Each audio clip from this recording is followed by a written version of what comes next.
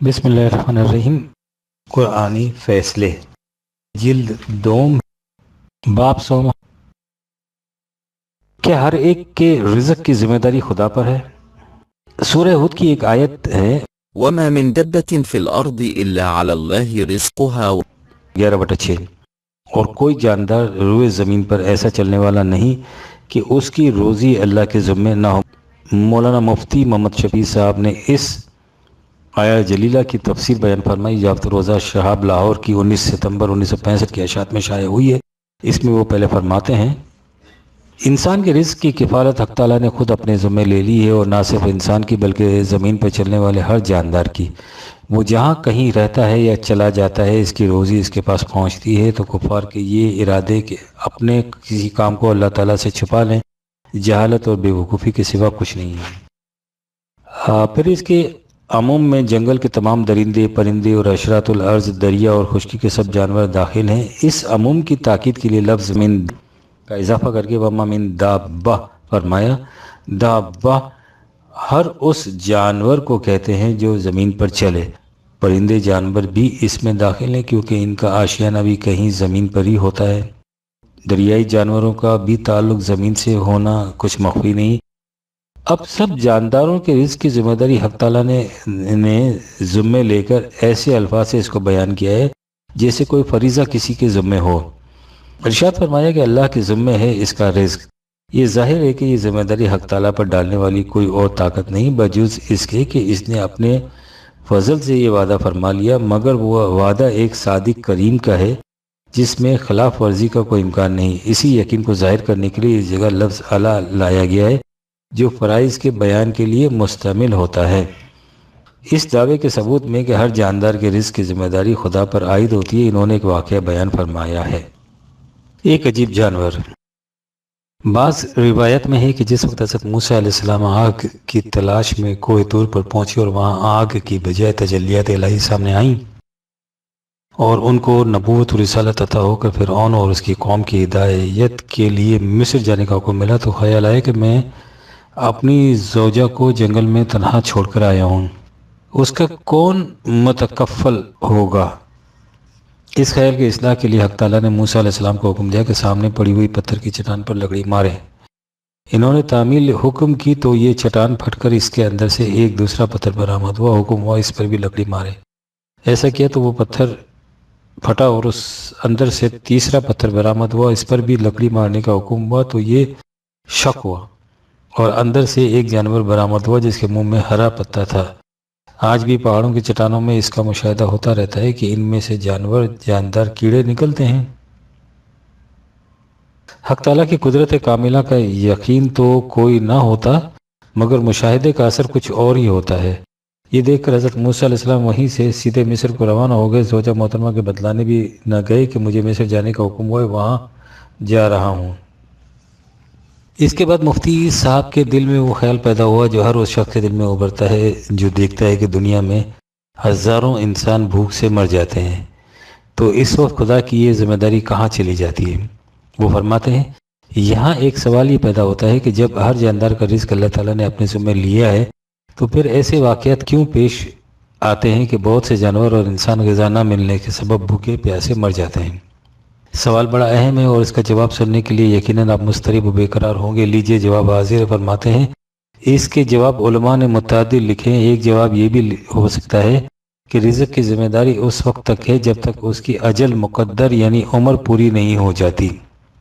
جب یہ عمر پوری ہوگی تو اس کو بہرحال مرنا اور اس جہان سے گزرنا ہے جس کا عام سبب امراض ہوتے ہیں۔ کبھی جلنا یا غرق ہونا یا چوٹ اور زخم بھی سبب ہوتا ہے۔ اسی طرح ایک سبب یہ بھی ہو سکتا ہے کہ اس کا رزق بند کر دیا گیا، اس سے موت واقع ہو گئی۔ سورہ ہود کی اس آیت کی یہ تفسیر مفتی محمد شفیع صاحب نے بیان فرمائی ہے۔ اس آیت کے متعلق ایک صاحب نے مودودی صاحب سے بھی دریافت کیا اور اپنے سوال میں لکھا کہ مجھے جو بات کھٹک رہی ہے وہ یہ ہے کہ جب رزق کا ذمہ دار اللہ ہے تو بنگال کے قحط میں جو 30,000 آدمی 1943-44 میں مر گئے، ان کی موت کا ذمہ دار کون تھا؟ ترجمان القرآن جنوری 1966۔ اب اس سوال کے جواب ملاحظہ فرمائیے۔ مودودی صاحب فرماتے ہیں آیت کا مطلب یہ ہے کہ زمین پر جتنی مخلوقات ہیں ان سب کے رزق کا سامان خدا نے پیدا کیا ہے۔ یہ سامان اگر خدا پیدا نہ کرتا تو کون چھوٹے چھوٹے کیڑوں اور بھنگوں سے لے کر نوع انسانی تک اس بے حد و حساب مخلوق کے لیے ہر ایک کی ضرورت کے مطابق رزق فراہم کر سکتا تھا۔ اب رہی یہ بات کہ مخلوقات میں سے کچھ افراد کبھی رزق نہ ملنے کی وجہ سے بھی مر جاتے ہیں، تو اس سے آخر یہ کہاں لازم آتا ہے کہ اللہ تعالیٰ کے رازق ہونے کا انکار کر دیا جائے؟ اول تو آپ ذرا یہ اندازہ کریں کہ مخلوقات میں سے کتنے فی کروڑ بلکہ کتنے فی ارب ایسے ہیں جو رزق نہ ملنے کی وجہ سے مر جاتے ہیں۔ دوسری یہ بھی سمجھنے کی کوشش کیجیے کہ جس طرح خدا نے اپنی مخلوقات کے لیے زندگی کا بے حد و حساب سامان فراہم کیا ہے، اسی طرح اس نے ان کے مرنے کے لیے بھی تو بے شمار اسباب پیدا کیے ہیں۔ روزانہ لاکھوں کروڑوں آدمی پیدا بھی ہوتے ہیں اور مرتے بھی ہیں۔ مرنے والے ایک ہی طرح سے نہیں مرتے بلکہ بے شمار مختلف صورتوں سے مرتے ہیں، اور موت کی ان بے شمار صورتوں میں سے ایک صورت رزق نہ ملنا بھی ہے۔ جب موت کا وقت مقرر آ پہنچائے تو اس وقت رزق کی موجودگی بھی کسی متنفس کو موت سے نہیں بچا سکتی۔ صرف رزق ہی نہیں بلکہ زندگی اور موت کا سامان بھی اللہ ہی کے ہاتھ میں ہے۔ اس لیے اللہ رزق کے ساتھ یعلم مستقرہ و مستودعہ بھی فرمایا گیا ہے۔ طلوع اسلام۔ مفتی صاحب کی بیان کردہ تفسیر اور مودودی صاحب کے جواب کا ملخص قریب قریب ایک ہی ہے، یعنی ان حضرات کا ارشاد یہ ہے کہ ہر فرد کو رزق باہم پہنچانے کی ذمہ داری خدا نے خود لے رکھی ہے، لیکن جب کوئی شخص رزق نہ ملنے کی وجہ سے مر جاتا ہے تو اس کی وجہ یہ ہوتی ہے کہ خدا نے اس کی موت ہی ایسے لکھی تھی۔ بالآخر موت کا اختیار بھی تو خدا نے اپنے ہاتھ میں رکھا ہے۔ اب اگر اس قسم کے دلائل باہرہ کے بعد بھی کوئی شخص اسلام کا گرویدہ نہ ہو تو اس کی سیاہ بختی کا کیا علاج؟ لیکن اگر کوئی یہ پوچھ بیٹھے کہ صاحب یہ فرمائیے کہ ایک مزدور صبح سے شام تک مزدوری کی تلاش میں مارے مارے پھرتا ہے، اسے کہیں مزدوری نہیں ملتی اور شام کو خالی ہاتھ گھر واپس آ جاتا ہے، جس کی وجہ سے وہ اور اس کے بیوی بچے بھوکے سو جاتے ہیں، یا اگر اس کو مزدوری ملتی ہے تو اتنی کہ اس سے ان سب کا پیٹ نہیں بھرتا، تو اس کے متعلق کیا کہا جائے گا؟ اس مزدور کے افراد خاندان کو موت تو نہیں آتی، لیکن یہ رزق نہ ملنے یا کم ملنے کی وجہ سے زندگی کے دن پورے کرتے ہیں۔ تو کیا یہی ہے خدا کی وہ ذمہ داری جس کا اعلان اس نے ایسے واضح الفاظ میں کیا ہے؟ اگر کوئی شخص کسی خاندان کے نان و نفقے کی ذمہ داری اپنے اوپر لے اور اس کے بعد انہیں اس طرح کھانے کو دے تو کیا آپ کہیں گے کہ وہ اپنی ذمہ داری کو کما حقہ پورا کر رہا ہے؟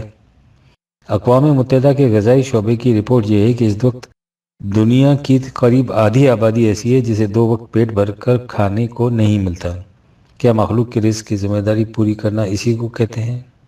یہ تو ہے ان حضرات کی ذہنی سطح جو اس قسم کے جوابات سے سمجھ لیتے ہیں کہ ہم نے اسلام کی حقانیت اور قرآن کی افضلیت کو دلائل و برائن کی روح سے ثابت کر دیا ہے، اور پھر اس پر یہ اور ان کے عقیدت مند پھولے نہیں کہ ہم نے کتنا بڑا کار نمایاں کر دکھایا ہے۔ اب دیکھیے قرآن کریم کے متعلق ان کا مبلغ علم قرآن کریم لوگوں سے بار بار کہتا ہے کہ تم غریبوں اور مسکینوں کو رزق باہم پہنچانے کا انتظام کیوں نہیں کرتے؟ وہ کھلے الفاظ میں کہتا ہے کہ جو شخص 107/2 اور 3 میں یتیم کو دھکے دیتا ہے اور مساکین کو رزق پہنچانے کے لیے دوسروں کو رغبت نہیں دلاتا، وہ تکذیب دین کرتا ہے، خواہ وہ دکھاوے کی کتنی ہی نمازیں کیوں نہ پڑھے۔ سوال یہ کہ اگر رزق باہم پہنچانے کی ذمہ داری خدا نے اپنے اوپر لے رکھی ہے تو وہ لوگوں سے کیوں کہتا ہے کہ تم بھوکوں کی روٹی کا انتظام کرو، اور جو ایسا نہیں کرتے انہیں مستحق عذاب قرار دیتا ہے؟ یہ خیال کہ خدا خود ہر ایک کو رزق پہنچاتا ہے انہی حضرات کا پیدا کردہ نہیں، قرآن کریم بتاتا ہے کہ یہ کن لوگوں کا پیدا کرتا ہے۔ سورہ یاسین میں وَإِذَا قِيلَ لَهُمْ أَنفِقُوا مِمَّا رَزَقَكُمُ اللَّهُ جب ان سے کہا جاتا ہے کہ جو رزق خدا نے تمہیں دیا ہے اس میں سے محتاجوں اور مسکینوں کے لیے کھلا رکھو، یعنی ان کے لیے بھی دو، قَالَ الَّذِينَ كَفَرُوا لِلَّذِينَ آمَنُوا أَنُطْعِمُ مَنْ لَوْ يَشَاءُ اللَّهُ أَطْعَمَهُ، تو کفار اہل ایمان سے کہتے ہیں کہ ہم ایسے لوگوں کے رزق کا انتظام کیوں کریں کہ اگر خدا چاہتا تو ان کے رزق کا انتظام خود کر دیتا۔ اس کے جواب میں خدا کہتا ہے کہ ان سے کہو کہ إِنْ أَنْتُمْ إِلَّا فِي ضَلَالٍ مُبِينٍ، 36/47 تم کھلی ہوئی گمراہی میں ہو، یعنی قرآن کریم کی روح سے اس قسم کا عقیدہ کہ خدا براہ راست رزق پہنچاتا ہے، کفار کا پیدا کردہ اور کھلی ہوئی گمراہی ہے۔ قرآن کریم کی تعلیم کے خلاف مسلمانوں میں یہ عقیدہ اس وقت آیا جب قرآنی نظام کی جگہ نظام سرمایہ داری نے لے لی تھی، اور اس کی حمایت مذہبی پیشوائیت نے اس قسم کے عقائد پھیلا کر کی کہ رزق کو خدا نے اپنے ہاتھ میں رکھا ہے، وہ جسے چاہے بلا حد و نہایت دولت دے دے، جسے چاہے مفلس اور غریب رکھے۔ اگر کسی کو رزق نہیں ملتا تو اسے سمجھ لینا چاہیے کہ خدا کی مشیت ہی ایسی ہے۔ اگر مخلوق بھوکی مرتی ہے تو اس میں کسی کا قصور نہیں، خدا نے ان کا رزق ختم کر دیا، وغیرہ وغیرہ۔ اور یہی ہے وہ عقائد جو ان حضرات کی طرف سے اسلام کے نام سے پھیلائی جاتے ہیں۔ قرآن کی تعلیم یہ ہے کہ رزق کے ذخائر خدا نے بلا مزد تو معاوضہ نوع انسانی کی پرورش کے لیے عطا کر دیے ہیں، نمبر 1۔ نمبر 2، ان ذخائر سے رزق نکالنا انسانوں کی صحیح و کاوش پر منحصر ہے۔ جو قوم صحیح خطوط پر خدا کے قوانین طبیعی کے مطابق محنت اور کوشش کرتی ہے، اسے بافراط رزق ملتا ہے۔ جو ایسا نہیں کرتی اس کی روزی تنگ ہو جاتی ہے۔ اور اس طرح پیدا کردہ رزق کی تقسیم انسانوں کے اجتماعی نظام کی روح سے ہوتی ہے، جس نظام میں رزق کی تقسیم اس طرح ہو کہ ہر ایک کو اس کی ضروریات کے مطابق رزق ملتا جائے، اور وہ نظام معیشت خداوندی کے مطابق ہے، کیونکہ اس میں خدا کی ذمہ داری پوری ہوتی چلی جاتی ہے۔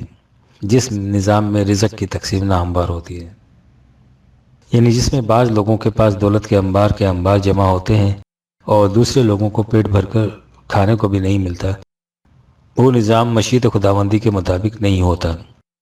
اس میں خدا کی ذمہ داریاں پوری نہیں ہوتی۔ یاد رکھیے، انسانی دنیا میں خدا کی ذمہ داری انسانی نظام کے ہاتھوں پوری ہوتی ہیں۔ یہ وجہ ہے کہ حضور نبی اکرم صلی اللہ علیہ وسلم نے فرمایا تھا کہ جس بستی میں کسی ایک فرد نے بھی اس طرح صبح کی کہ وہ رات بھر بھوکا رہا، اس بستی سے خدا اپنی حفاظت کی ذمہ داری اٹھا لیتا ہے۔ اور خدا کی ذمہ داریوں کے پورا کرنے کا ہی احساس تھا جس کے لیے حضرت عمر نے فرمایا تھا کہ اگر دجلہ کے کنارے کوئی کتا بھی بھوکا مر گیا تو خدا کی قسم عمر سے اس کی بھی باز پرس ہوگی۔ اگر حضرت عمر بھی اس اسلام کے حامل ہوتے جو اس وقت ان حضرات کی طرف سے پیش کیا جاتا ہے، تو وہ دجلہ کے کنارے بھوک سے مر جانے والے کتے کے متعلق نہایت آسانی سے کہہ سکتے تھے کہ جب تک وہ کتا زندہ رہا خدا اسے رزق دیتا رہا، جب اس کی موت آ گئی خدا نے اس کا رزق بند کر دیا، اور اس کی بھوک کا مجھ سے کیا تعلق جو اس کی باس پرس مجھ سے ہو۔ اور یہی تھا حضور نبی اکرم کا پیش کردہ وہ اسلام جسے دیکھ کر قریش کے سرمایہ داری کے نمائندہ ابو جہل نے اپنے خداؤں کے حضور فریاد کرتے ہوئے اقبال کے الفاظ میں کہا تھا، این مساوات این مواخات آجمی است، خوب میدانم کے سلمان مزد کی است۔ اور یہی کچھ آج بھی کہا جاتا ہے، لیکن کہا جاتا ہے کہ خود اسلام کا نام لے کر مذہبی پیشوائیت کی طرف سے پیش کردہ اسلام ہمارے دول ملوکیت یا سرمایہ داری کا اسلام ہے، اس کو اجمی اسلام کہہ کر پکارا جاتا ہے۔ فروری 1966 عیسوی۔ اکتساب رزق کی صلاحیتوں میں فرق، تقدیر من یشاء سخرا کا صحیح مفہوم، استفسار۔ جناب بادشاہ گل بخاری نے ایک کتاب حجیت حدیث کے نام سے تصنیف کی ہے۔ اس میں وہ اس بات پر زور دے رہے ہیں کہ نبوت اور رسالت کی طرح رزق بھی وہبی طور پر ملتا ہے، اور یہ کسبی چیز نہیں ہے۔ رسول اور امیر میں فرق کے زیر عنوان یہ عبارت درج ہے، غرض رسالت کا معاملہ رزق کی طرح صرف خدا کی تقسیم پر موقوف ہے۔ أهم يقسمون رحمة ربك نحن قسمنا بينهم معيشتهم، یعنی نبوت اور رسالت رزق کی طرح ربوبیت کا حق ہے۔ جب رزق کی تقسیم اس نے کسی کے حوالے نہیں کی، اپنی ذمہ رکھی ہے، تو نبوت کی تقسیم بھی ایسا ہی سمجھنا چاہیے۔ مذہبی پیشوائیت اور سرمایہ دارانہ نظام کے علمبردار اس آیت کا اگلا ٹکڑا في حياة الدنيا ورفعنا بعضهم فوق بعض درجة ليتخذ بعضهم بعضا سخريا، بھی اس کے ساتھ جوڑ کر یہ استدلال عوام کے سامنے پیش کرتے ہیں کہ خدا نے ازلی اور قدرتی طور پر بعض لوگوں کو رزق میں فوقیت دی ہے، اور یہ فوقیت اس لیے دی ہے تاکہ بعض کو پکڑے اور زبردستی پکڑ کر مسخر کریں۔ لفظ سخر یا اس پر دال ہے۔ اگر اس آیت کو زیر بحث لا کر اس پر تفصیلی گفتگو ہو جائے تو بہت سارے لوگوں کے شکوک رفع ہو جائیں گے۔ جواب، جناب بادشاہ گل بخاری صاحب سے ہمارا تعارف نہیں، لیکن فہم قرآن کریم کے سلسلے میں انہوں نے جس تعصف انگیز ناواقفیت کا سبب دیا ہے، اس سے مترشح ہوتا ہے کہ وہ انہی مکتبوں کے دستار فضیلت یافتہ ہیں جن کے نصاب میں قرآن شامل نہیں ہوتا۔ ہم نفس مضمون کی طرف تو بعد میں آئیں گے، پہلے یہ عرض کر دیں کہ ان صاحب نے وہبی ہونے کے اعتبار سے نبوت کو جو رزق کا ہم پلہ قرار دیا ہے، تو اس سے انہوں نے نبوت جیسے عظیم اختصاص کو جس پست سطح پر لا کر کھڑا کر دیا ہے، اس سے ہمیں افسوس ہی نہیں بے حد قلق ہوا ہے۔ ان صاحب کا کہنا یہ ہے کہ رزق اسی طرح سے وہبی طور پر ملتا ہے جس طرح نبوت وہبی طور پر ملتی ہے، یعنی ملتی تھی۔ اب دیکھیے قرآن کریم کی روح سے حصول رزق کی کیفیت کیا ہے۔ سورہ شورى میں ہے 42/20۔ من كان يريد حرث الآخرة نزد له في حرثه ومن كان يريد حرث الدنيا نؤته منها۔ جو شخص دنیا کی کھیتی لینے کا ارادہ کرتا ہے ہم اسے وہ دے دیتے ہیں۔ اس سے ظاہر ہے کہ متاع دنیا جس میں لامحالہ رزق سب سے پہلے آئے گا، حاصل کرنے کے لیے انسان کا اپنا ارادہ شرط ہے، یعنی رزق اسے ملے گا جو رزق لینے کا ارادہ کرے گا۔ ہم پوچھنا چاہتے ہیں کہ بخاری صاحب سے کہ کیا نبوت حاصل کرنے کے لیے بھی یہی شرط ہوتی ہے، یعنی نبوت اسے ملتی ہے جو نبوت لینے کا ارادہ کرتا ہے؟ نمبر 2 سورہ جمعہ میں ہے فإذا قضيت الصلاة فانتشروا في الأرض وابتغوا من فضل الله۔ 63/10۔ ابتغاء فضل اللہ کی آیتیں قرآن میں متعدد مقامات پر آئی ہیں۔ مولانا محمود الحسن اس آیت کا ترجمہ یوں کرتے ہیں: پھر جب تمام ہو چکے نماز تو پھیل پڑو زمین میں اور ڈھونڈو فضل اللہ کا۔ اور اس کے حاشی میں لکھتے ہیں، حضرت شاہ صاحب شاہ عبد القادر لکھتے ہیں، یہود کے ہاں عبادت کا دن ہفتہ تھا، سارا دن سودا منع تھا، اس لیے فرما دیا کہ تم نماز کے بعد روزی تلاش کرو اور روزی کی تلاش میں اللہ کی یاد نہ بھولو۔ یعنی ابتغاء فضل اللہ کے معنی روزی کی تلاش کرنا ہے۔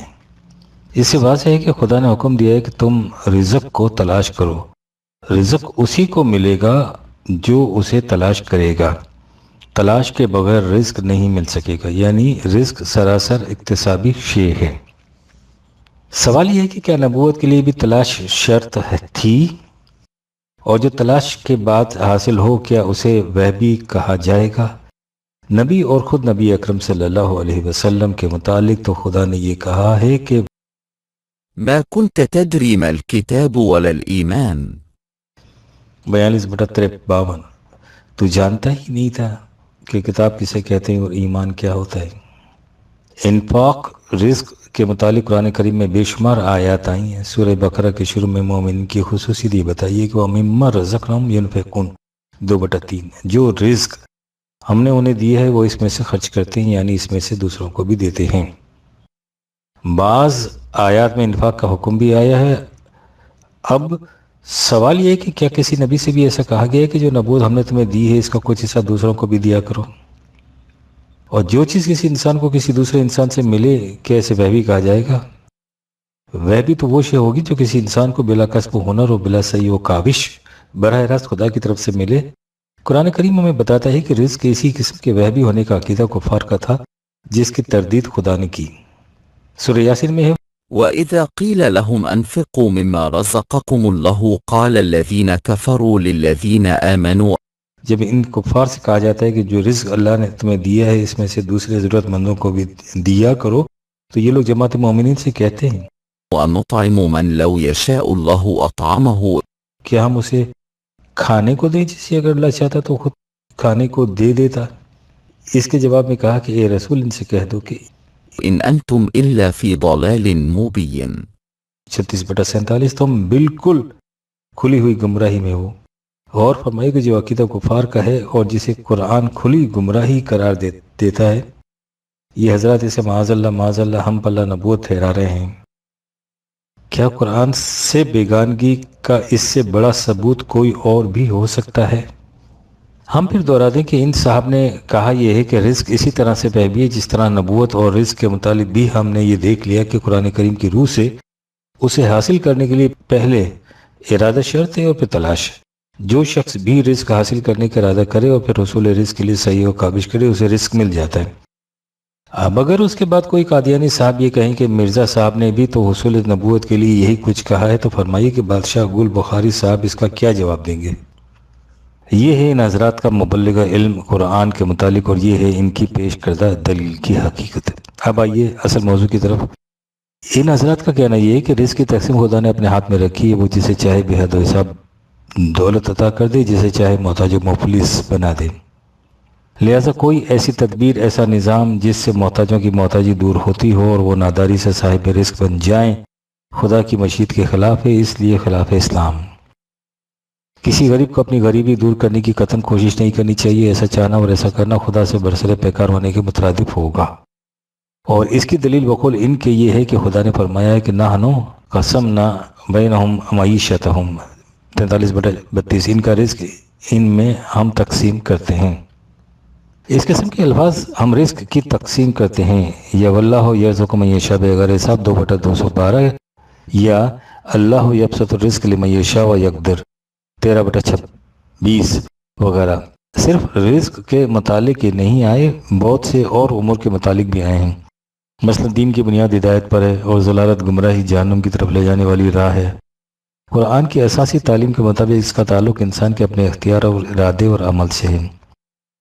قُلِ الْحَقُّ مِن رَبِّكُمْ فَمَنْ شَاءَ فَلْيُؤْمِنْ وَمَنْ شَاءَ فَلْيَكْفُرْ 18/29۔ ان سے کہہ دو کہ الحق تمہارے رب کی طرف سے آ گیا، اب جس کا جی چاہے اسے قبول کر لے اور جس کا جی چاہے اس سے انکار کر دے۔ یہ اور اس قسم کے دیگر ارشادات باری تعالیٰ اس بنیادی حقیقت پر شاہد ہیں، لیکن اس کے ساتھ ہی ہمیں قرآن کریم میں اس قسم کی آیت بھی ملتی ہیں جن میں کہا گیا ہے کہ فَيُضِلُّ اللَّهُ مَنْ يَشَاءُ وَيَهْدِي مَنْ يَشَاءُ 14/4 اور وَمَنْ يُضْلِلِ اللَّهُ فَمَا لَهُ مِنْ هَادٍ 39/23۔ اگر ان آیات کے یہ معنی لیے جائیں کہ ہدایت اور گمراہی کے معاملے میں انسان کے اختیار اور ارادے کو کوئی دخل نہیں، نہ ہی اسے اس کی صحیح و کاوش کا کوئی تعلق ہے، جسے خدا چاہے ہدایت دے دے اور جسے چاہے گمراہ کر دے، اور جسے وہ گمراہ کر دے وہ پھر کسی طرح بھی رائے راست پر نہیں آ سکتا۔ تو اس مفہوم کے مطابق خدا کو متعین کردہ سارا نظام رشد و ہدایت جڑ بنیاد سے اکھڑ جاتا ہے۔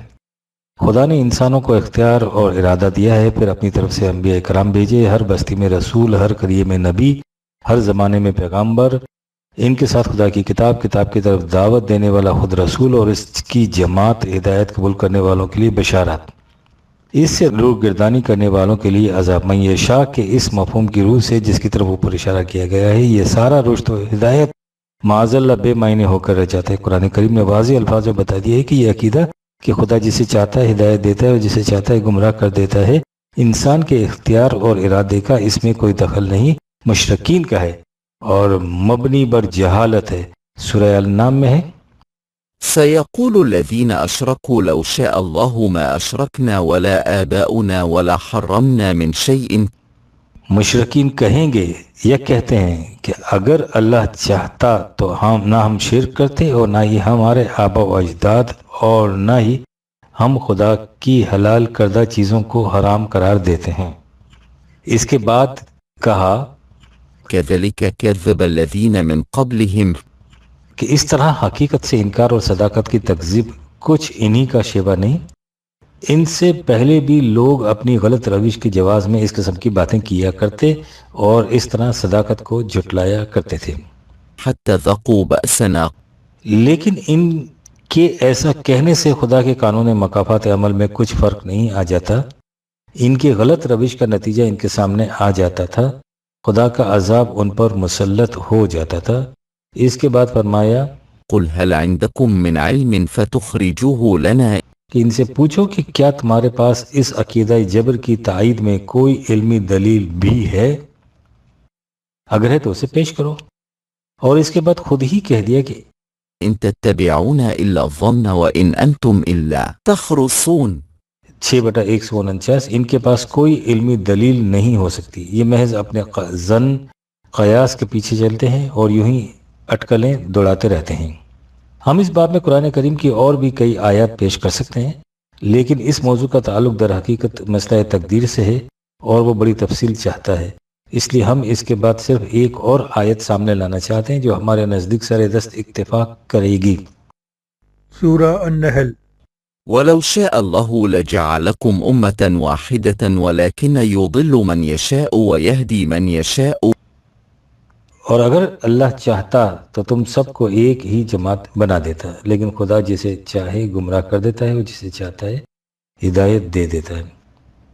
آیت کے اتنے ٹکڑے اور اس کے مروجہ ترجمے اور مفہوم کی روح سے مترشح ہوتا ہے کہ ہدایت اور ضلالت خدا کے ہاتھ میں ہے، انسان کا اس میں کوئی اختیار نہیں ہے، اور جب انسان کا اس میں کوئی اختیار ہی نہیں تو ظاہر ہے کہ نہ ہدایت پر چلنے والے کسی جزا کے مستحق ہو سکتے ہیں، نہ ضلالت پر گامزن کسی عذاب کے مورد، ان پر کسی قسم کی ذمہ داری ہی عائد نہیں ہو سکتی۔ لیکن آیت کا اگلا حصہ یہ ہے ولتسألن عما كنتم تعملون 16/93، اور یقیناً تم سے پوچھا جائے گا کہ تم نے کس قسم کے کام کیے تھے۔ آیت کا حصہ سورج کی طرح اس حقیقت کو واضح کر دیتا ہے کہ یضل من یشاء و یہدی من یشاء کا قطعاً یہ مفہوم نہیں ہو سکتا کہ ہدایت اور گمراہی کے معاملے میں انسان کے اختیار اور ارادے اور صحیح و عمل کا کوئی دخل نہیں ہو سکتا۔ یہ خدا کی مرضی پر موقوف ہے، وہ جسے چاہے ہدایت دے دے، جسے چاہے گمراہ کر دے۔ ان حقائق سے واضح ہے کہ اس قسم کے معاملات کے متعلق جہاں قرآن کریم میں قسمنا یا من یشاء وغیرہ الفاظ آئے ہیں، ان سے قطعاً یہ مراد نہیں ہے کہ ان چیزوں کے حصول میں انسان کی صحیح و کاوش کا کوئی دخل نہیں۔ خدا جسے چاہے عطا کر دے، جسے چاہے ان سے محروم کر دے، جسے چاہے عطا کر دے، کی استثناء صرف نبوت کے لیے ہے، کیونکہ اس کے متعلق یہ بتا دیا گیا ہے کہ جسے منصب نبوت سے سرفراز کیا جاتا تھا، اس سے ایک ثانیہ پہلے تک اس کا علم نہیں ہوتا تھا کہ کتاب کسے کہتے ہیں اور ایمان کیا ہوتا ہے۔ نبوت کے علاوہ دیگر معاملات کے متعلق من یشاء کے معنی یہ ہیں کہ ان چیزوں کے حصول کے لیے خدا نے اپنی مشیت سے قاعدے اور قانون مقرر کر دیے ہیں۔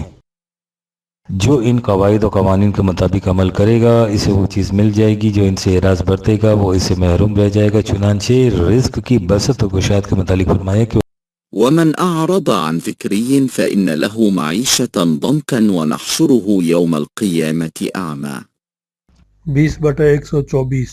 اور جو شخص ہمارے ذکر سے اعراض برتے گا تو اس کی معیشت روزی تنگ ہو جائے گی اور ہم اسے قیامت کے دن اندھا اٹھائیں گے۔ یہاں سے واضح ہے کہ رزق کی تنگی نتیجہ ہوتی ہے احکام الہیہ سے اعراض برتنے کا۔ اس کی تفسیر سورہ فجر میں ان الفاظ میں کر دیے کہ وأما إذا ما ابتلاه فقدر عليه رزقه جب ہم انسان کو دوسری طرح کی گردشیں دیتے ہیں سو اس سے اس کا رزق تنگ ہو جاتا ہے، فيقول ربي وهانا تو وہ کہتا ہے کہ خدا نے مجھے یوں ہی ذلیل کر دیا۔ اس کے جواب میں کہا گیا کہ كلا ایسا مت کہو، خدا کسی کو یوں ہی ذلیل نہیں کرتا، اس کا دستور یہ نہیں ہے کہ جس کا جی چاہے رزق کشادہ کر دیا، جس کا جی چاہے تنگ کر دیا۔ اس کے ہاں ہر بات کے لیے قاعدہ اور قانون مقرر ہے اور ان کے مطابق انسان کے اعمال کا نتیجہ برآمد ہوتا رہتا ہے۔ تم کہتے ہو کہ خدا نے یوں ہی تمہارا رزق تنگ کر دیا، یہ بالکل غلط ہے۔ یہ اس وجہ سے ہوا کہ كلا بل لا تكرمون اليتيم ولا تحضون على طعام المسكين وتأكلون التراث أكلا لما وتحبون المال حبا جما 89/16 سے 20 تک تم یتیم کی عزت نہیں کرتے تھے، ایک دوسرے کو اس کی تاکید نہیں کرتے تھے کہ محتاجوں کی روٹی کا انتظام کیا جائے، تم وراثت کے مال کو سارے کا سارا سمیٹ کر کھا جاتے تھے اور دولت کو جی بھر کر پیار کرتے تھے۔ یہ الفاظ مولانا محمود الحسن صاحب کے ہیں۔ یہ تھا تمہارا نظام معاشرت و معیشت جس کی وجہ سے تم پر یہ عذاب آیا۔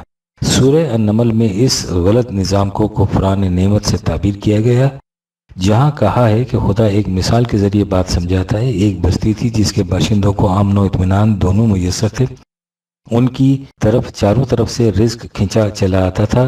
انہوں نے ان انعامات خداوندی سے کفران برتا تو ان کا نتیجہ یہ ہوا کہ ان پر بھوک اور خوف کا عذاب طاری ہو گیا۔ ایسا کیوں ہوا؟ بما كانوا يصنعون 16/112 میں ہے، یہ ان کے خود ساختہ باطل نظام معیشت کا نتیجہ تھا۔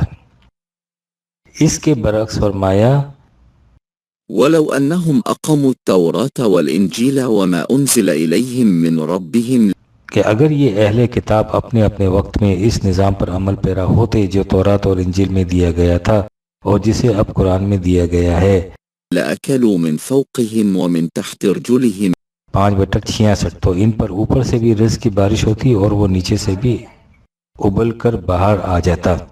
اب آئیے سورہ زخرف کی اس آیت کی طرف، جسے بقول مستفسر جناب بادشاہ گل بخاری صاحب نے اپنے خود ساختہ مفروضے کی تائید میں پیش کیا۔ استفسار کے الفاظ یہ ہیں: پیشوائیت اور سرمایہ دارانہ نظام کے علمبردار اس آیت کا اگلا ٹکڑا في حياة الدنيا ورفعنا بعضهم فوق بعض درجة ليتخذ بعضهم بعضا سخريا 43/32 بھی اس کے ساتھ جوڑ کر یہ استدلال عوام کے سامنے پیش کرتے ہیں کہ خدا نے ازلی اور قدرتی طور سے بعض لوگوں کو بعض پر رزق میں فوقیت دی ہے، اور یہ فوقیت اس لیے دی ہے تاکہ بعض کو پکڑیں اور زبردستی پکڑ کر مسخر کریں۔ لفظ سخريا اس پر دال ہے۔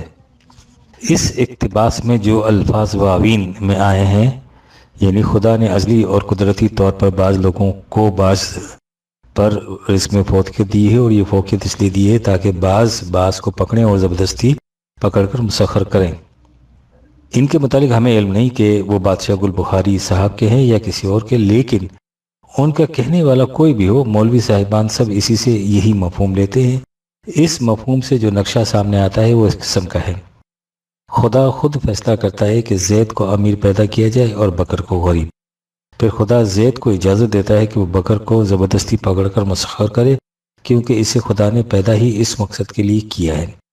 آپ سوچئے کہ اس عقیدے میں اور اس میں جس کی روح سے ہندو کہتے ہیں کہ برہمن برہما کے سر سے پیدا ہوتے ہیں اور شودر اس کے پاؤں سے، اور مقصد اس سے یہ ہوتا ہے کہ برہمن شودروں سے زبردستی اپنی خدمت لیں، کچھ بھی فرق ہے؟ اس سے بھی آگے بڑھیے۔ غلام کے جواز میں دلیل یہ پیش کی جایا کرتی تھی کہ خدا بعض انسانوں کو آزاد پیدا کرتا ہے اور بعض کو غلام، تاکہ غلام آزاد لوگوں کے لیے بیگار کے کام سر انجام دیں۔ غلاموں کو آزاد لوگوں جیسا مقام دے دینا ایسا ہی ہے جیسے کسی ٹیڑھے پاؤں کو سیدھا جوتا پہنا دیا جائے، وہ اس کے لیے سخت تکلیف دہ ہوگا۔ ہمارے ہاں اس آیت سے جو مطلب لیا جاتا ہے وہ نتیجے کے اعتبار سے انسانوں کی پیدائشی تقسیم کو اسی مقام پر پہنچا دیتا ہے۔ کیا یہی ہے اسلام کی تعلیم؟ اور اسی کا نام ہے تکریم انسانیت اور مساوات آدمیت، جس کا اس قدر ڈھنڈورا پیٹا جاتا ہے۔ اس آیت میں سخریہ کا مفہوم کیا ہے؟ سخر، اس کے متعلق ہم سے نہیں، مکتب دیوبند کے ایک ممتاز عالم مولانا مناظر احسن گیلانی مرحوم کے الفاظ میں سنیے۔ وہ اپنی کتاب اسلامی معاشیات میں پہلے اس آیت کا حسب ذیل ترجمہ لکھتے ہیں: ہم نے بانٹ دی ہیں الحیات الدنیا، پست زندگی، جس میں ان کی معیشت کو ان کے درمیان اور اونچا کر دیا ہے۔ ہم نے بعض کو بعض سے مدارج و مراتب کے لحاظ سے یہ اس لیے کیا گیا ہے تاکہ انسانوں میں بعضوں سے کام لیں۔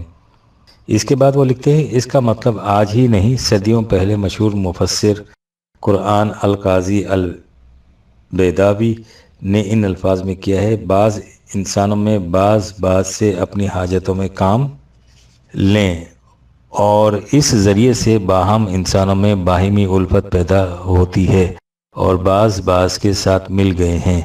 عالم کے نظام کا انتظام اسی پر قائم ہے۔ قرآن کے الفاظ اور اس عبارت میں بعض کے معنی ہوتے ہیں ایک دوسرے سے۔ آیت کا مطلب یہ ہے کہ انسانوں کی تمدنی زندگی میں مختلف قسم کے کام ہوتے ہیں۔ انسانی صلاحیتوں میں اختلاف تقسیم کار کے لیے ہے تاکہ معاشرے کے تمام امور سر انجام پاتے رہیں۔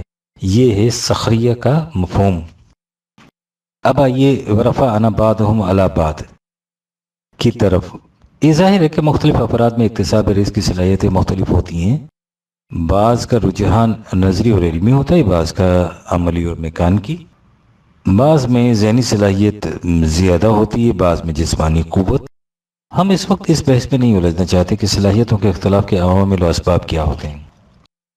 ہم اس وقت صرف اتنا کہنا کافی سمجھتے ہیں ورفعنا بعضهم فوق بعض درجات کے معنی یہ نہیں ہیں کہ خدا ہر فرد کی صلاحیتوں کو اس کی پیدائش سے پہلے ہی خود متعین کر دیتا ہے، اور وہ پھر کچھ ہی کرے ان میں نہ تبدیلی ہو سکتی ہے نہ ترقی۔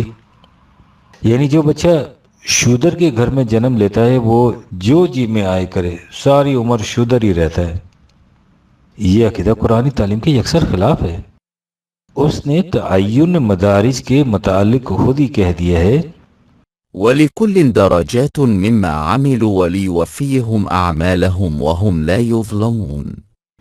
46/19، ہر ایک کے مدارج اس کے اعمال کے مطابق متعین ہوتے ہیں، کیونکہ ہر ایک کو اس کے اعمال کا پورا بدلہ ملتا ہے اور کسی پر کسی قسم کا ظلم نہیں ہوتا۔ لہذا رفع آنا، ہم مدارج بلند کرتے ہیں، میں نا یعنی ہم اسی قسم کا ہے جس قسم کا ہم رزق کے معاملے میں قسم نامے تھا، اور جس کا مطلب یہ ہے کہ ہم اپنے مقرر کردہ قاعدے اور قانون کے مطابق ایسا کرتے ہیں، اور خدا کا مقرر کردہ قانون یہ ہے کہ اختلاف مدارج اعمال کی نسبت سے ہوتا ہے۔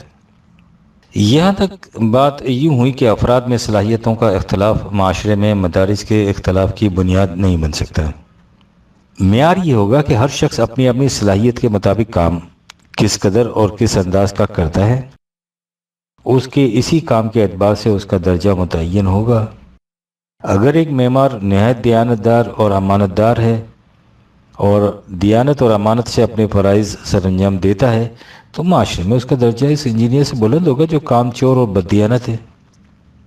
اگلا سوال یہ سامنے آتا ہے کہ کیا صلاحیتوں کا اختلاف امارت اور غربت کا معیار قرار پا سکتا ہے؟ یہ ہے اصل سوال اور نہایت اہم۔ دنیا یہی کہتی ہے کہ جو زیادہ کماتا ہے وہ دولت مند ہے، جو کم کماتا ہے وہ غریب ہے، لیکن قرآن اس کا جواب کچھ اور دیتا ہے۔ وہ پہلے ان لوگوں کی ذہنیت کو سامنے لاتا ہے جو کہتے ہیں کہ جو زیادہ کماتا ہے وہ اپنی ساری کمائی کا مالک ہے، وہ اس میں سے اگر اس کا جی چاہے تو دوسروں کو بطور خیرات کچھ دے دے، ورنہ اپنی کمائی کا مالک وہ آپ ہے۔ قرآن اس ذہنیت کو سورہ النحل کی آیت نمبر 71 میں بڑی عمدگی سے بیان کرتا ہے۔ یہ آیت بڑی اہم ہے اور عمیق غور و خوض کی متقاضی ہے۔ والله فضل بعضكم على بعض في الرزق۔ خدا کے قانون نے مشیت کے مطابق اکتساب رزق کی استعداد مختلف لوگوں میں مختلف ہوتی، بعض میں کم بعض میں زیادہ۔ فما الذين فضلوا برد رزقهم على ما ملكت أيمانهم۔ جن لوگوں کو زیادہ استعداد حاصل ہوتی ہے وہ اپنی زائد کمائی کو ان لوگوں کی طرف نہیں لوٹاتے جو ان کے ساتھ ان کی ماتحتی میں کام کرتے ہیں۔ فهم فيه سواء۔ وہ اس خیال سے ایسا نہیں کرتے کہ اس طرح تو وہ چھوٹے بڑے سے برابر ہو جائیں گے۔ أفبنعمة الله يجحدون۔ اس 16/71 میں یہ مضامین بیان ہوئے ہیں۔ ایسا خیال کرنے کے معنی یہ ہے کہ وہ اس بات سے انکار کرتے ہیں کہ یہ زیادہ استعداد خدا کی طرف سے بطور نعمت عطا ہوئی ہے۔ 16/53 یہ ذہنیت نظام سرمایہ داری کی پیدا کرتا ہے جس کا سب سے بڑا نمائندہ قارون تھا۔ وہ کہتا تھا کہ قال إنما أوتيته على علم عندي۔ 28/78 78 جو کچھ میرے پاس ہے یہ سب میری اپنی ہنرمندی کا نتیجہ ہے، اور قرآن کہتا ہے کہ یہی ذہنیت سارے فساد کی جڑ ہے۔ 39/49 مولانا مناظر احسن گیلانی مرحوم اس آیت کے سلسلے میں لکھتے ہیں، رزق کی برتری چونکہ صفاتی و کمالاتی برتری کا نتیجہ ہوتی ہے، اس لیے اپنے کمالات کی بنیاد پر رزق کا زیادہ حصہ جن لوگوں کے قبضے میں چلا جاتا ہے وہ اس حصے کو اپنے کمالات کی قدرتی قیمت سمجھتے ہیں اور اس کا اپنے آپ کو جائز حقدار یقین کرتے ہیں۔ یہی وجہ ہے کہ ایسا کوئی نہیں ہے جسے اپنے کمالات کی قیمت کی صورت میں زائد حصہ زیر دستوں کے اعتبار سے اگر ملا ہو تو یہ خیال کر کے کہ جو کچھ مجھے ملا ہے میرا نہیں ہے اپنے زیر دستوں کو واپس کر دے، یعنی اس حصے کا اپنے آپ کو حقدار قرار دے کر واپس تو کوئی نہیں کرتا، البتہ یہ ہو سکتا ہے کہ اپنا جائز حق قرار دینے کے بعد دوسروں کو وہ عطا کر دے دے۔ لوگ رد اور عطا میں فرق نہیں کرتے، اس لیے طرح طرح کے مغالطوں میں مبتلا ہو جاتے ہیں، ورنہ اگر وہ اس پر غور کریں کہ رد کے معنی واپس کرنے کے ہیں، بس رد اور واپسی تو اس چیز کی ہوتی ہے جس کا آدمی مالک ہی نہیں ہوا، اور عطا یعنی دینے کا مطلب یہ ہے کہ چیز تو میری ہے، میں تمہیں اس کا ہبا کرتا ہوں۔ قرآن میں نفی رد کی گئی ہے، نہ کہ ہبا اور عطا کی۔ اور ہبا اور عطا کی نفی کیسے صحیح ہوگی جبکہ رات دن مالداروں کو دیکھا جاتا ہے کہ وہ اپنا مال دوسروں کو عطا کرتے ہیں؟ البتہ یہ کوئی نہیں کرتا کہ جو قیمت اپنے کمال یا مہارت کی کسی کو ملی ہو اسے یہ کہہ کر واپس کر دے کہ اس کا میں حقدار ہی نہیں ہوں، پھر لوں کیسے؟ قرآن انسان کے اندر یہ ذہنیت پیدا کرنا چاہتا ہے کہ زیادہ استعداد کے مالک اپنی زائد کمائی کو اپنا حق ہی نہ سمجھیں، ان کا حق سمجھ کر انہیں لوٹا دیں، جن کی کم استعداد کی کمائی ان کی ضروریات پوری کرنے کے لیے کافی نہ ہو، اور اس طرح ضروریات پوری ہونے کے اعتبار سے سب برابر ہو جائیں۔ اس لیے قرآن کریم نے زائد کمائی والوں کے متعلق کہا ہے 70/24-25 ان کی دولت میں محتاجوں اور محروموں کا حق ہے، اور حق بھی ایسا جو ڈھکا چھپا نہیں، سب کو معلوم ہے۔ اور اس کی حد یہ ہے کہ 2/219 یہ تجھ سے پوچھتے ہیں کہ ہم اپنی کمائی میں سے کس قدر دوسروں کو دے دیں، ان سے کہہ دو کہ جس قدر تمہاری اپنی ضروریات سے زائد ہے، سب کا سب۔ اس لیے کہ زائد کمائی پر تمہارا حق نہیں، حق ان کا ہے جن کی ضروریات پوری نہیں ہوتی۔ ہر ایک سے اس کی استعداد کے مطابق کام اور اس کی ضروریات کے مطابق کفاف۔ یہ ہے معاشیات کا وہ ذریعہ اصول جسے قرآن نے قائم کیا اور جسے حضور نبی اکرم صلی اللہ علیہ وسلم نے عملاً کر کے دکھایا۔ میدان جنگ میں ہر مجاہد مومن اپنی اپنی استعداد کے مطابق خدمات سر انجام دیتا تھا، لیکن مال غنیمت کی تقسیم میں حضور کا اصول یہ تھا کہ شادی شدہ کو دگنا حصہ ملتا تھا اور مجرد کو ایک، کیونکہ شادی شدہ کی ضروریات مجرد سے زیادہ تھیں، اور یہی تھا وہ اصول جس کے مطابق حضرت صدیق اکبر نے وظائف کا تعین کیا تھا۔ اصول خدمات کا معاوضہ نہیں تھا، ضروریات کا تقاضا تھا۔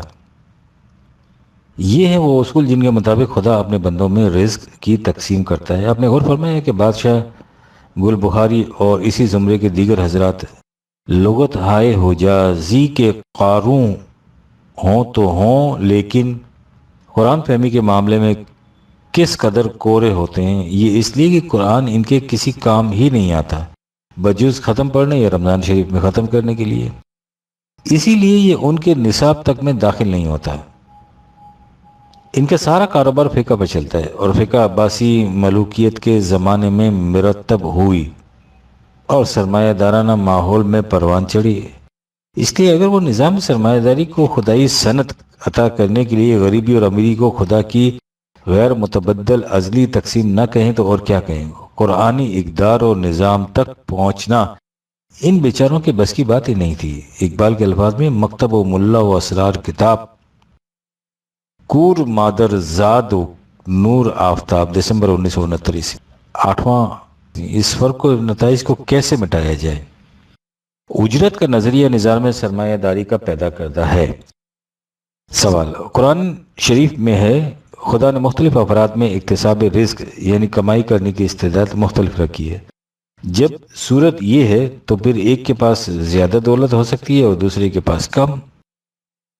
اسی کو امیری اور غریبی کہتے ہیں، اور یہ تفاوت کمائی کے استعداد کے فرق کا فطری نتیجہ ہے۔ پھر اس فرق کو مٹایا کیسے جا سکتا ہے؟ جس کے پاس زیادہ دولت ہے اس سے زائد دولت لے کر دوسروں کو دے دینا زبردستی نہیں ہوگی؟ کیا اسلام میں اس کی اجازت ہوگی؟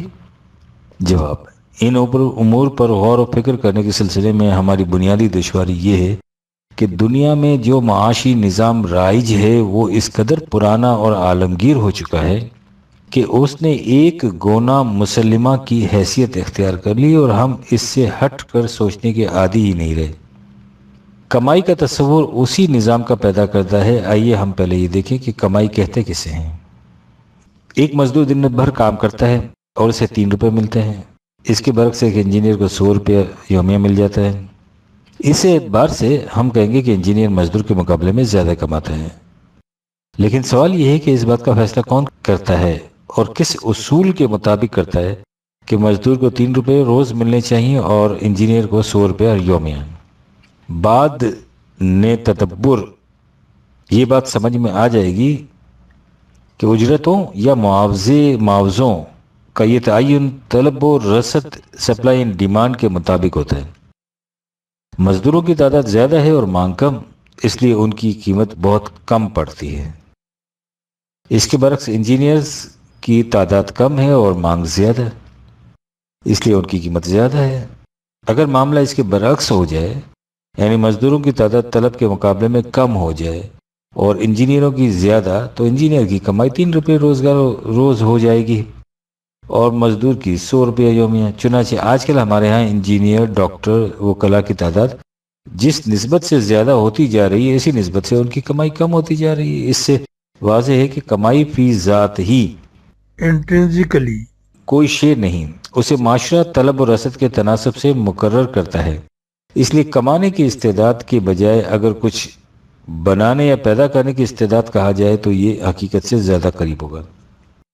زمانہ قدیم میں جو بارٹر سسٹم رائج تھا، جس میں سکوں کے عوض خرید و فروخت کے بجائے اشیاء ضروریہ کا باہمی تبادلہ ہوتا تھا، اس میں دولت کمانے کا تصور نہیں تھا، ضروریات پوری کرنے کا اہتمام ہوتا تھا۔ اس کے بعد آپ تصور میں لائیے ایسے نظام کو جس میں معاشرے کے تمام بچوں کو پرورش، تربیت اور تعلیم کے یکساں مواقع حاصل ہوں، مملکت خود اس کا انتظام کرے، پھر تھوڑے تھوڑے فاصلوں پر چھلنے لگا دی جائیں جو مختلف بچوں کی ذہنی استعداد اور افراد طبیعت کی چھان بین کرتے جائیں۔ اس طرح رکنے والے بچے رکتے جائیں، آگے بڑھنے والے آگے بڑھتے جائیں اور معاشرہ کی ضروریات کے مطابق انہیں مختلف شعبوں کی تعلیم دی جائے۔ اس کے بعد معاشرہ تقسیم کار کے اصول پر مختلف کام مختلف نوجوانوں کے سپرد کر دے، ان کا فریضہ اپنا اپنا مفروضہ کام بطریق احسن سر انجام دینا ہو۔ اس کام کے معاوضے یا اجرت کا سوال ہی سامنے نہ آئے، وہ اپنا اپنا کام کریں اور معاشرہ ان کی ضروریات زندگی پوری کرتا جائے۔ اب غور کیجئے کہ اس نظام کے مطابق معاشرے کے تمام امور کس خوش اسلوبی اور حسن کاری سے تکمیل تک پہنچ جائیں گی، اور وہ تمام خرابیاں کس طرح از خود دور ہو جائیں گی جو موجودہ نظام معیشت اور معاشرت کا لازمی نتیجہ ہیں۔ قرآن کریم کا منتہا ایک ایسے نظام کا قیام ہے جس میں کمانے کی بجائے کام کرنے کا اصول کار فرما ہو۔ بادنہ تدبر یہ حقیقت واضح ہو جائے گی کہ اگر تمام بچوں کو تعلیم و تربیت اور پرورش کے مواقع یکساں ہوں تو جن بچوں میں زیادہ استعداد کی نمود ہوگی وہ ان کی اپنی کاریگری کا نتیجہ نہیں ہوگی، وہ ان میں بنیادی طور پر موجود ہوگی، یا یوں کہیے کہ وہ ایسے عناصر کا نتیجہ ہوگی جن میں ان کے اپنے کسب و ہنر کا کوئی دخل نہیں تھا۔ اسے اصطلاح میں موہبت یعنی خدا کی طرف سے بلا مزد و معاوضہ عطا کردہ یا اللہ کی نعمت کہا جاتا ہے۔ قرآنی نظام اور موجودہ معاشی نظام میں یہی اصولی فرق ہے۔ قرآن موجودہ معاشی نظام کو قانونیت سے تعبیر کرتا ہے اور کہتا ہے کہ جب قارون سے کہا گیا کہ تجھے زیادہ مال و دولت حاصل ہوئی ہے، اسے دوسروں کی کمی پوری کرنے کے لیے کھلا رکھو، تو اس نے کہا کہ میں اسے دوسروں کو کیوں دے دوں؟ قال إنما أوتيته على علم عندي 28/78 یہ دولت مجھے میری ہنرمندی اور چابک دستی کی وجہ سے حاصل ہوئی ہے۔ اس قانونی ذہنیت کے حاملین کے متعلق قرآن کریم نے دوسری جگہ کہا ہے کہ اکتساب رزق کی استعداد میں مختلف افراد میں فرق ہوتا ہے، لیکن حیرت ہے کہ جن لوگوں میں یہ استعداد زیادہ ہوتی ہے وہ اس کے محصل کو اپنے زیر دستوں کی طرف نہیں لوٹاتے، کیونکہ وہ سمجھتے ہیں کہ اس طرح گدھا گھوڑا سب برابر ہو جائیں گے۔ اس کے بعد قرآن کہتا ہے کہ ان کی اس ذہنیت کی وجہ یہ ہے کہ یہ اس سے انکار کرتے ہیں کہ استعداد کی یہ زیادتی ان کی اپنی پیدا کردہ نہیں، خدا کی عطا کردہ ہے۔ 16/71 حالانکہ حقیقت یہ ہے کہ یہ خدا کی عطا کردہ نعمت ہے۔ 16/53 استعداد کا یہ فرق زیادہ دولت کمانے اور اس کا مالک بن جانے کے لیے نہیں ہے، یہ محض اس لیے ہے کہ معاشرے کے مختلف چھوٹے بڑے سب کام چلتے رہیں۔ 43/32 جب ذہنیت یہ پیدا ہو جائے کہ استعداد کی زیادتی میری اپنی زر خرید یا پیدا کردہ نہیں، یہ محبت خداوندی ہے، تو استعداد سے جو کچھ حاصل ہوتا ہے انسان اسے اپنی ملکیت نہیں سمجھتا، وہ اسے ان کی طرف لوٹا دیتا ہے جنہیں کم استعداد حاصل ہوتی ہے، اور ایسا کرتے وقت اس کا جذبہ یہ ہوتا ہے کہ لا نريد منكم جزاء ولا شكورا 76/9 اس کے لیے ہم تجھ سے نہ کسی قسم کا بدلہ چاہتے ہیں نہ شکریہ کے متمنی ہیں۔ ذہنیت کی یہ تبدیلی ایمان کا نتیجہ ہوتی ہے۔ مومن اور کافر میں بنیادی فرق ذہنیت نفسیات ہی کا ہوتا ہے، لیکن جب تک اس قسم کا نظام قائم نہیں ہوتا اور کام کا معاوضہ طلب و رسد کے اصول کے مطابق سکوں میں ادا کیا جاتا ہے۔ قرآن کریم اس دور کے لیے بھی احکام و ہدایت دیتا ہے۔ مال کو کھلا رکھنے کی تاکید، اپنی ضروریات سے زائد سب کچھ اجتماعی امور کے لیے صرف کر دینے کی خاطر دے دینے کا حکم، یہ بنیادی تصور کہ مومن اپنا مال جان خدا کے ہاں بیچ دیتا ہے، یا یہ کہ دولت کو اوپر کے طبقے ہی میں گردش نہیں کرتے رہنا چاہیے وغیرہ وغیرہ، اسی نوع کے احکامات ہیں۔ اس سے وہ اس تفاوت کو ابھرنے نہیں دیتا جو اختلاف استعداد کی بنا پر موجودہ معاشی نظام کمائی کے فرق سے پیدا ہوتا ہے، اور جب عبوری دور کے بعد قرآنی نظام اپنی آخری شکل میں قائم ہو جاتا ہے تو پھر یہ تفاوت خود بخود مٹ جاتا ہے۔ اب رہا آپ کا دوسرا سوال کہ کیا کسی سے زائد دولت لے لینا جبر نہیں؟ اس سوال کے جواب کے لیے پہلے یہ سمجھ لینا ضروری ہے کہ اسلام ہے کیا اور مسلمان کسے کہتے ہیں۔ اسلام ایک سوسائٹی متشکل کرنا چاہتا ہے جس کے ممبروں کو مسلمان کہا جاتا ہے۔ اس سوسائٹی کے قواعد و ضوابط و شرائط داخلہ قرآن کریم کے اندر مذکور ہیں۔ اسلام ان قواعد و ضوابط و شرائط و حدود کو عام کرنے کے بعد اعلان کرتا ہے کہ نوع انسانی میں سے جس کا جی چاہے ان شرائط کو قبول کر کے اس سوسائٹی کا ممبر بن جائے۔ اس میں کسی قسم کا جور و اکراہ نہیں۔ اس میں ممبرشپ کی شرط اولین یہ ہے کہ ممبر بننے والا اس کا اعلان کرتا ہے کہ میں نے اپنی جان مال خدا کے ہاتھ فروخت کر دیا ہے، 9/111، اور اس کے قواعد و ضوابط میں لکھا ہوتا ہے کہ ممبروں کے پاس جو کچھ ان کی ضروریات سے زائد ہوگا وہ سوسائٹی یا عالمگیر انسانیت کی فلاح و بہبود کے لیے کھلا رکھا جائے گا، 2/219۔ اس سوسائٹی کے ممبرشپ قبول کرنے کا نام ذہنیت کی وہ تبدیلی ہے جس کا ذکر اوپر کیا جا چکا ہے۔ اب آپ آئیے کہ اگر یہ سوسائٹی اپنے ممبروں سے زائد ضرورت مال طلب کرتی ہے تو کیا اسے جبر کہا جائے گا؟ بالخصوص جب اس کے ممبروں کو اس کا بھی حق حاصل ہو کہ وہ جب چاہیں اس کی رکنیت سے مستفی ہو جائیں۔ اب ظاہر ہے کہ جب ایک شخص اس سوسائٹی کا ممبر رہے گا اس کے قواعد و ضوابط کی پابندی اس میں لازمی ہوگی۔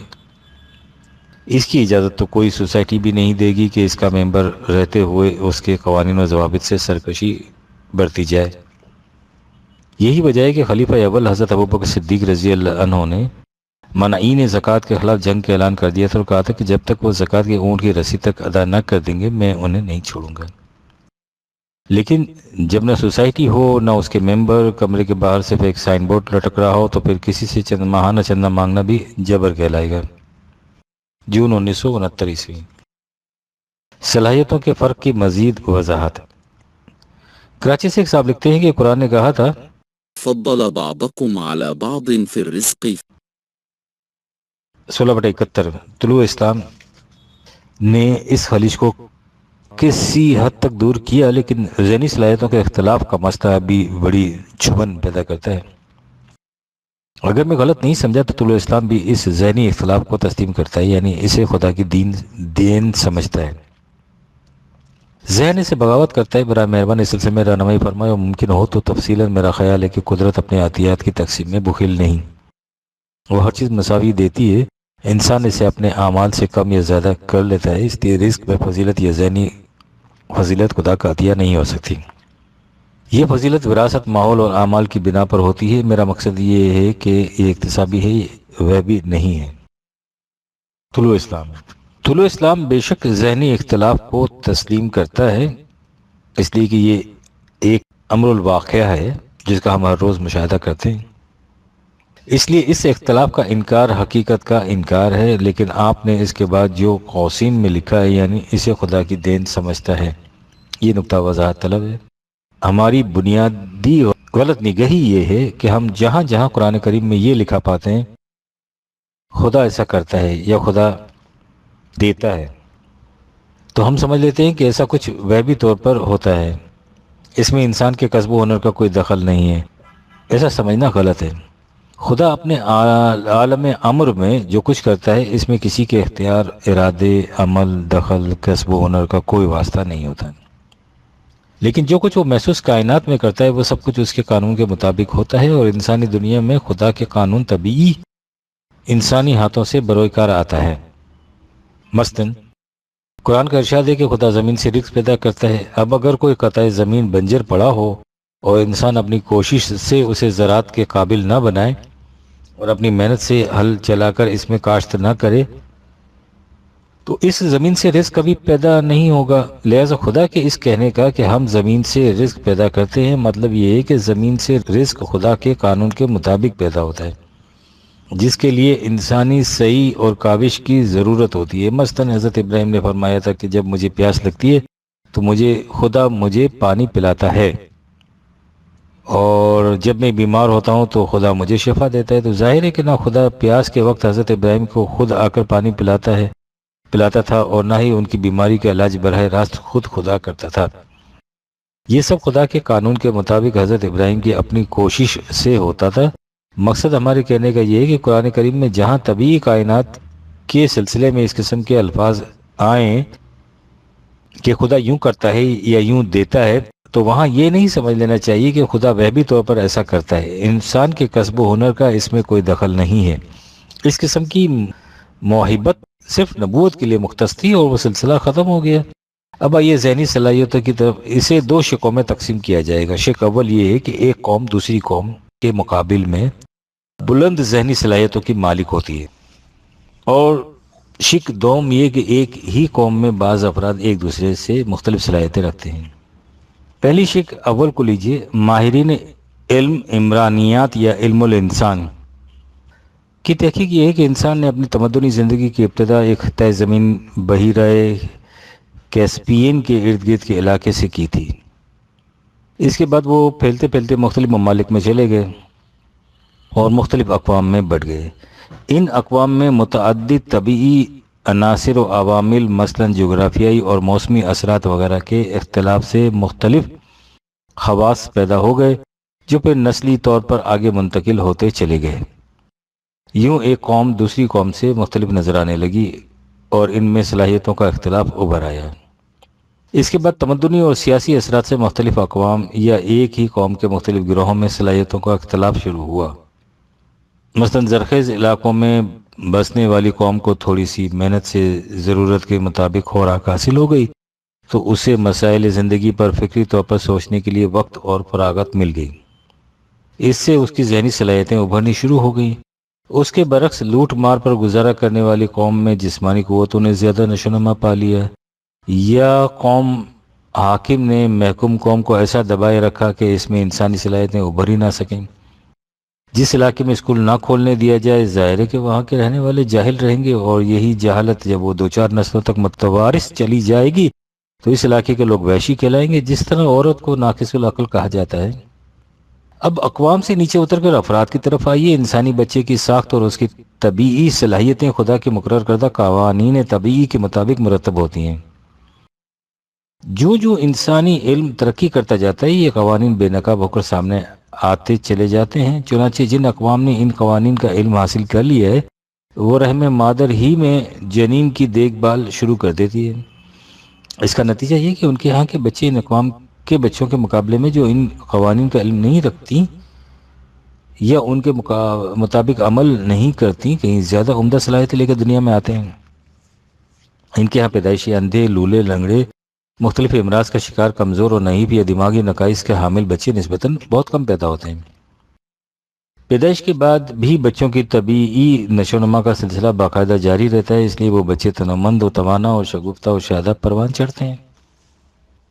پیدائش کے بعد بچوں کی صلاحیتوں پر ماحول کا گہرا اثر پڑتا ہے، اور پھر تعلیم کا وہ قومیں جن کا اس کا بھی خاص اہتمام کرتی ہیں کہ ان کے بچوں کی تعلیم و تربیت ان کے معیار کے مطابق صحیح ہو، وہ جب دیکھتے ہیں کہ کسی بچے میں کوئی خاص جسمانی، ذہنی یا نفسیاتی نقص ہے تو وہ اس کے اسباب کی تحقیق کرتے ہیں، اور اس کے بعد کوشش کرتے ہیں کہ اس بچے کا وہ نقص رفع ہو جائے اور آئندہ اس قسم کا نقص پیدا نہ ہو۔ بچوں میں ذہنی صلاحیتوں کے تفاوت کے اسباب یہی ہیں۔ اس کے بعد ان صلاحیتوں کی نمود کے لیے مواقع بہم پہنچانے اور ان سے کام لینے کا سوال سامنے آتا ہے۔ زندہ قومیں یہ کچھ بھی خاص نظم و نسق اور ربط و ضبط کے مطابق کرتی ہیں. یہ ہے مطلب فضل بعضكم على بعض في الرزق 16/71 کا. اس کے یہ معنی نہیں ہے کہ یہ اختلاف خدا کا پیدا کردہ اور انمنٹ ہے. یہ قوانین خداوندی کے مطابق یا ان سے انحراف کا فطری نتیجہ ہوتا ہے، اور اگر ان قوانین سے انحراف کی وجہ سے کہیں پیدا ہو گیا ہے تو ان کے مطابقت سے اسے دور کیا جا سکتا ہے. یہ سب کچھ کہنے اور سمجھانے کے بعد بھی ایک چیز باقی رہ جاتی ہے، اور وہ یہ ہے کہ ایک بچہ جو کچھ بن کر پیدا ہوتا ہے یا ابتدائی تعلیم اور ماحول کے اثرات سے جو کچھ اسے بنا دیا جاتا ہے، اس کا ذمہ دار وہ بچہ نہیں ہوتا، اس کا ذمہ دار معاشرہ ہوتا ہے. غلط معاشرے میں ایک بچہ یا ایک فرد ساری عمر اپنی اس کمی یا کمزوری کی سزا بھگتتا رہتا ہے، جس کا ذمہ دار وہ خود نہیں ہوتا، معاشرہ ہوتا ہے. قرآن ایک ایسے معاشرے کی تشکیل کرتا ہے جس میں کوئی بچہ یا فرد اپنی اس کمی یا کمزوری کی سزا نہیں بھگتتا، جس کا ذمہ دار وہ خود نہیں ہوتا. جس معاشرے میں وہ قرآن اپنے انقلاب کا آغاز کرتا ہے، ظاہر ہے کہ اس میں مختلف افراد میں اس قسم کے اختلاف موجود ہوتے ہیں. وہ ان اختلاف کی طرف آنکھیں بند نہیں کر لیتا، وہ انہیں تسلیم کرتا ہے، اور یہی وجہ ہے کہ طلوع اسلام بھی بحالت موجودہ انہیں تسلیم کرتا ہے. لیکن وہ ایسے اصول دیتا ہے جنہیں عملاً بروئے کار لانے سے کوئی فرد اپنے ناکردہ گناہوں کی وجہ سے یعنی صلاحیتوں کے اس تفاوت کی وجہ سے سزا میں ماخوذ نہیں ہوتا. اس باب میں اس کا پہلا اصول یہ ہے کہ وَلَقَدْ كَرَّمْنَا بَنِي آدَمَ 17/70 میں ہر انسانی بچہ محض انسان ہونے کی جہت سے یکساں طور پر واجب التکریم سمجھا جاتا ہے. صلاحیتوں کے تفاوت کا شرف انسانیت پر کوئی اثر نہیں پڑتا. وَلِكُلٍ دَرَجَاتٌ مِّمَّا عَمِلُوا 46/19 معاشرے میں مدارج کا تعین ہر فرد کے ان کاموں کی وجہ سے ہوتا ہے جنہیں وہ اپنے اختیار اور ارادے اور سعی و کاوش سے کرتا ہے. ایک محنتی اور دیانتدار جاہل ایک فرد شناس اور بددیانت عالم سے کہیں زیادہ واجب العزت قرار پاتا ہے. ہر شخص اپنی اپنی صلاحیت کے مطابق کام کرتا ہے اور معاشرہ اس کی ضروریات پوری کر دیتا ہے، حتیٰ کہ ان کی ضروریات بھی جو کسی ابتدائی نقصی آباد کے حادثے کی وجہ سے کام کرنے کے قابل نہ رہیں. اس کے ساتھ ہی یہ معاشرہ ان افراد کی کمی کو پورا یا نقائص کو دور کرنے کی حتی الامکان کوشش اور آئندہ کے لیے ایسا انتظام کرتا ہے کہ بچوں میں اس قسم کے نقائص پیدا ہی نہ ہوں اور ان کی صلاحیتوں کی پوری نشو و نما ہوتی جائے. اسے نظام ربوبیت سے تعبیر کیا جاتا ہے جو قرآن میں عطا کردہ رہنمائی کی روشنی میں ہی قائم ہو سکتا ہے.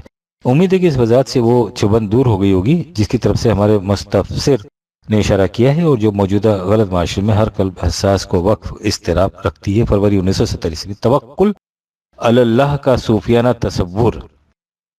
لائل پور سے شائع ہونے والے ہفت وار المنبر کی 9 جون 1967 کی اشاعت میں مولانا غلام رسول قلعے والے مرحوم کے قوائف حیات شائع ہوئے. ان کے متعلق لکھا ہے کہ وہ اپنے زمانے کے باکمال موحد بزرگ تھے. ان کا ایک واقعہ یوں درجے کہ وہ اکثر تبلیغی دوروں پر باہر تشریف لے جاتے اور مہینوں بعد گھر کی طرف لوٹتے. ایک واقعے کا ذکر ہے کہ مولوی صاحب 4 مہینے کے مذکورہ قسم کے تبلیغی دورے پر سے وغیرہ واپس تشریف لائے تو بیوی نے کہا کہ اگر گھر میں بھینس نہ ہوتی جس کے دودھ وغیرہ سے بسر اوقات اور گزارا ہوا ہے تو ہم تو بھوکوں مر جاتے. آپ نے اسی وقت کسائی کو بلایا، بھینس کو ذبح کرایا، گوشت گاؤں میں تقسیم کرا کر خود پھر سفر کو نکل گئے. 4-5 مہینے کے بعد آئے تو گھر والوں کو بخیر و عافیت دیکھا تو بیوی سے کہا تمہارا خدا تو میں ذبح کر گیا تھا، اب تمہارا گزارا کیسے ہوا؟ یہ بزرگ بھی موحد تھے اور المنبر کا مسلک بھی غالباً اہل حدیث کا ہے. کیا ہم اس جریدے سے اتنا دریافت کرنے کی جسارت کر سکتے ہیں کہ مولانا مرحوم کا یہ عمل کون سی سنت رسول اللہ کے مطابق تھا؟ اس رسول کی سنت کے مطابق جن کے متعلق یہ روایت مشہور ہے کہ جب ایک بدو اپنا اونٹ باہر چھوڑ کر حاضر خدمت ہوا تو حضور نے دریافت فرمایا کہ تم نے اونٹ کا کیا کیا؟ اس نے کہا کہ میں نے اسے خدا کے توکل پر باہر چھوڑ دیا. اس پر آپ نے فرمایا عقل و توکل کہ جاؤ پہلے اونٹ کو رسی سے باندھو اور پھر خدا پر توکل کرو. بر توکل زانمائے اشتر بابند. اس کے جواب میں کہہ دیا جائے گا کہ میاں یہ اللہ والوں کی باتیں، ان کے اتباع سنت کے پیمانے کچھ اور ہوتے ہیں، یعنی ان کے برگ حشیش شاخ طوبہ سے اترتے ہیں. اسی تصوف نے تو قوم کو تباہ کر کے رکھا ہے. جولائی 1967.